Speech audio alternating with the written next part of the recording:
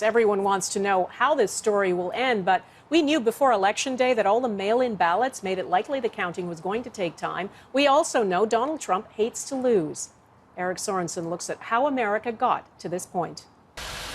Donald Trump signaled months ago the war he was willing to wage to claim victory. There's a lot of fraudulent voting going on in this country. He told his supporters to vote in person on Election Day, and they did just that. And those votes, counted first, put him ahead. And that's when Trump wanted the buzzer to end the game. We were getting ready to win this election.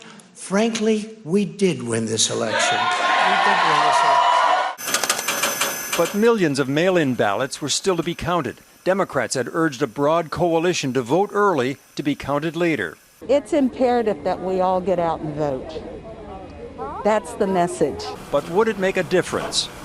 On election night, as states were called, there was a sense of déjà vu. As with 4 years ago, it seemed like the polls had missed Donald Trump's actual support as red Republican states piled up. By the time Florida at 12:34 in the morning and Texas was called just before 1 a.m., the first 41 states had been declared exactly as they'd gone in 2016.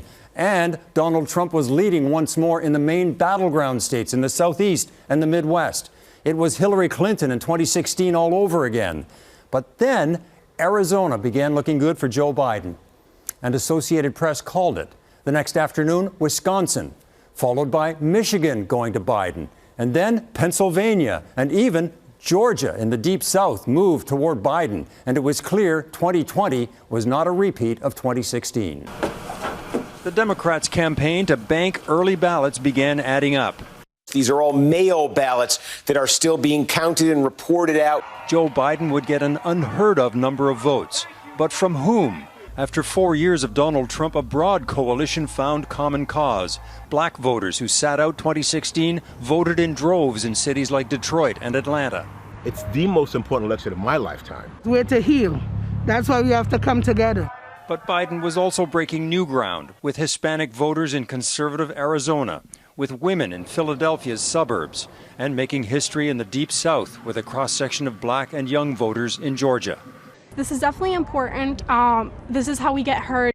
America, right now, America is very divided on identity or demographic lines. But there was a strong sense among Democrats that this is an important election and Donald Trump needs to be defeated. In a post-Trump era, Republicans may have to adjust as populations that are diverse and growing have found a home for now with the Democrats.